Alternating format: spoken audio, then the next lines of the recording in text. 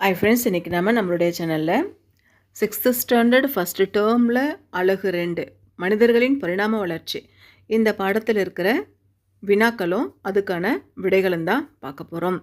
நம்மளுடைய சேனலை சப்ஸ்கிரைப் பண்ணாமல் பார்க்குறவங்க சப்ஸ்கிரைப் பண்ணிவிட்டு பாருங்கள். பக்கத்தில் இருக்கிற பெல்லைக்கானை கிளிக் பண்ணிக்கோங்க. அப்போ தான் அடுத்தடுத்து புது வீடியோஸ் உங்களுக்கு நோட்டிஃபிகேஷனில் வரும். 6th ரோமன் ஓரிரு வார்த்தைகளில் விடையளி. 1. அகழ்வாழ்வில் கிடக்கும் பொருட்களுடைய காலத்தை அறிய என்ன முறை பயன்படுகிறது? அகழ்வாழ்வில் கிடைக்கும் பொருட்களின் காலத்தை அறிய கதிரியக்க கார்பன் பகுப்பாய்வு முறை பயன்படுகிறது. 1க்கான பதில் கதிரியக்க கார்பன் பகுப்பாய்வு முறை. கேள்வி 2. தொடக்ககால மனிதர்கள் எதை அணிந்தார்கள்? தொடக்ககால மனிதர்கள் விலங்குகளுடைய தோள்கள், மரப்பட்டைகள், இலைகளை அணிந்தனர். 3. தொடக்ககால மனிதர்கள் எங்கு வாழ்ந்தார்கள்? தொடக்ககால மனிதர்கள் மரம், குகை, மலை அடிவாரத்தில் வாழ்ந்தனர். கேள்வி 4. நிலத்தை உழுவதற்கு எந்த விலங்கு பயன்படுத்தப்பட்டது? நிலத்தை உழுவதற்கு எருது பயன்படுத்தப்பட்டது. 5. மனிதர்கள் எப்போது ஒரே இடத்தில் குடியேறி வாழ ஆரம்பித்தார்கள்? மனிதர்கள் விவசாயம் செய்ய தொடங்கிய பிறகு ஒரே இடத்தில் குடியேறி வாழ ஆரம்பித்தார்கள். 5க்கான பதில் விவசாயம் செய்ய தொடங்கிய பின். அடுத்து 7th ரோமன் கீழ்காண வினாக்களுக்கு விடையளி. 1. பரிணாமம் என்றால் என்ன? இதுக்கான பதில் பேஜ் நம்பர் 120 இருக்குது. இந்த பாட்டி இருக்குல்ல, இந்த தலைப்பு பேஜ் நம்பர் 120. மனித இனம் மாறுதல் அடைந்து ஒரு மேம்பட்ட கட்டத்தை நோக்கி வளர்ச்சி அடைவதே பரிமாணம் ஆகும். இதுக்கான பதில் இந்த ஒரு பேராகிராஃப் 1க்கான பதில் இது.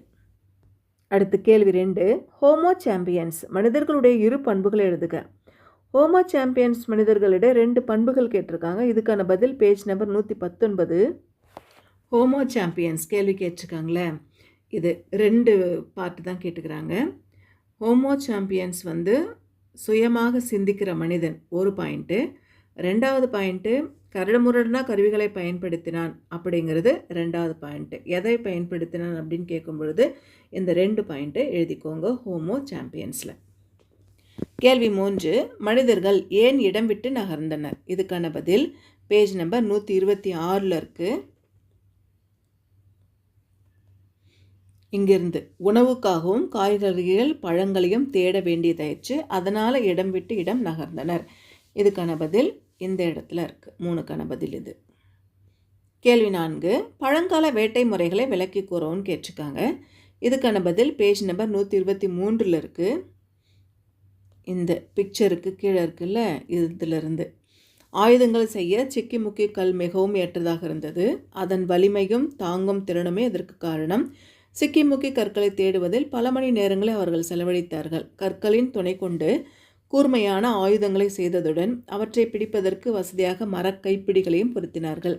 பெரிய கற்களை கொண்டு கோடாரிகளையும் உருவாக்கினர். இது 4க்கான பதில் இந்த ஒரு பேராகிராஃப் எழுதிக்கோங்க. கேள்வி 5. கோடாரிகள் ஏன் உருவாக்கப்பட்டன? இதுக்கான பதில் பேஜ் நம்பர் 123 இருக்குது. கோடாரிகள் மரம் வெட்டவும், மரக்கிளைகளை நீக்கவும், குழி தோண்டவும், விலங்குகளை வேட்டையாடவும், விலங்குகளின் தோலை உரிக்கவும் பயன்படுத்தப்பட்டது. இதுக்கான 5க்கான பதில் இது வரைக்கும் எழுதிக்கோங்க. அடுத்து கேள்வி 6. தொல்லியல் என்பதை எவ்வாறு வரையறுப்பாய்? கேள்வி 6க்கான பதில் பேஜ் நம்பர் 120 இருக்குது. வரலாற்றுக்கு முந்தைய கால மனிதர்களையும் அவர்கள் பயன்படுத்திய பொருட்களையும் பற்றி படிப்பது தொல்லியல் ஆகும். தொல்லியல் ஆய்விற்கு முக்கிய ஆதாரமாக அகழ்வாராய்ச்சி பொருட்கள் உதவுகிறது. இது கேள்வி 6க்கான பதில். கேள்வி 7. மானுடவியல் பற்றி நீ அறிந்துள்ளது என்ன? இதுக்கான பதில் பேஜ் நம்பர் 120 இருக்குது. இந்த மானுடவியல் தலைப்பு இருக்குல்ல, இதிலிருந்து எழுதிக்கணும். மானுடவியல் மனிதர்கள் மற்றும் அவர்களின் பரிணாம வளர்ச்சியை பற்றி படிப்பது மானுடவியல் ஆகும். மானுடவியல் என்னும் சொல் 2 கிரேக்க வார்த்தையிலிருந்து பெறப்பட்டது. ஆந்த்ரோபோஸ் என்பதன் பொருள் மனிதன், லோகோஸ் என்பதனுடைய பொருள் எண்ணங்கள் அல்லது காரணம். மானுடவியல் ஆய்வாளர்கள் மனித குலத்தின் வளர்ச்சியையும் நடத்தையும் ஆராய்ந்து மனிதனுடைய கலாச்சாரம் மற்றும் சமூக நிகழ்வுகள் பற்றிய முழு விளக்கத்தையும் அடைவதற்கு முயல்கின்றனர். இதுவரைக்கும் கேள்வி 7க்கான பதில்.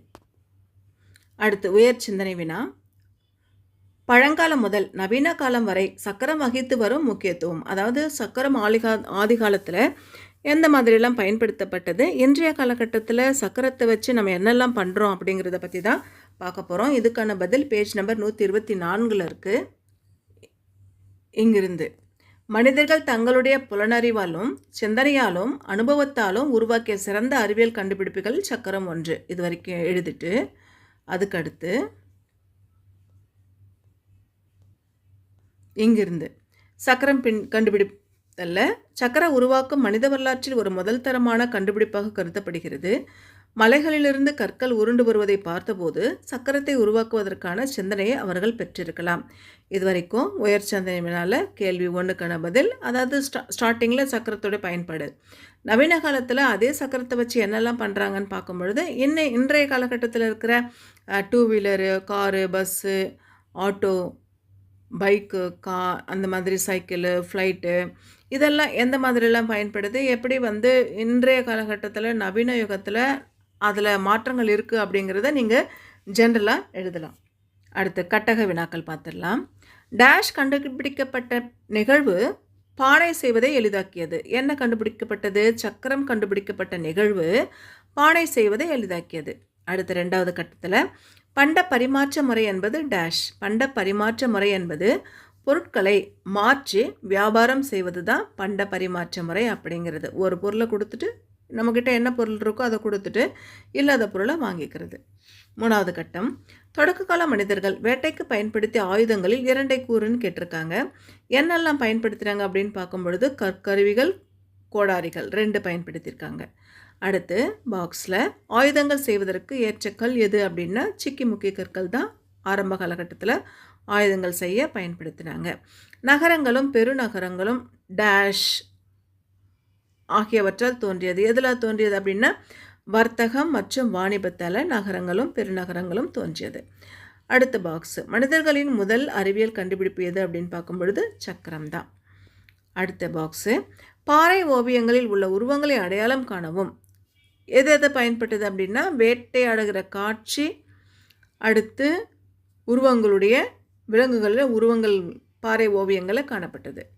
அடுத்த பாக்ஸில் தொடக்ககால மனிதர்களுடைய முதன்மையான தொழில் எது அப்படின்னு பார்க்கும்பொழுது வேட்டையாடுறது தான் தொடக்ககால மனிதர்களுடைய முதன்மையான தொழில். அடுத்து குகை ஓவியங்கள் மூலம் நாம் என்ன அறிந்து கொள்கிறோம் அப்படின்னு பார்க்கும்பொழுது அக்கால மனிதர்களுடைய வாழ்க்கை முறையை குகை ஓவியங்களின் மூலமாக நம்ம தெரிஞ்சுக்கிறோம். அடுத்து தொடக்ககால மனிதர்கள் எங்கு வாழ்ந்தாங்க அப்படின்னு பார்க்கும்பொழுது குகைகள், மலை அடிவாரங்களில் வாழ்ந்தாங்க.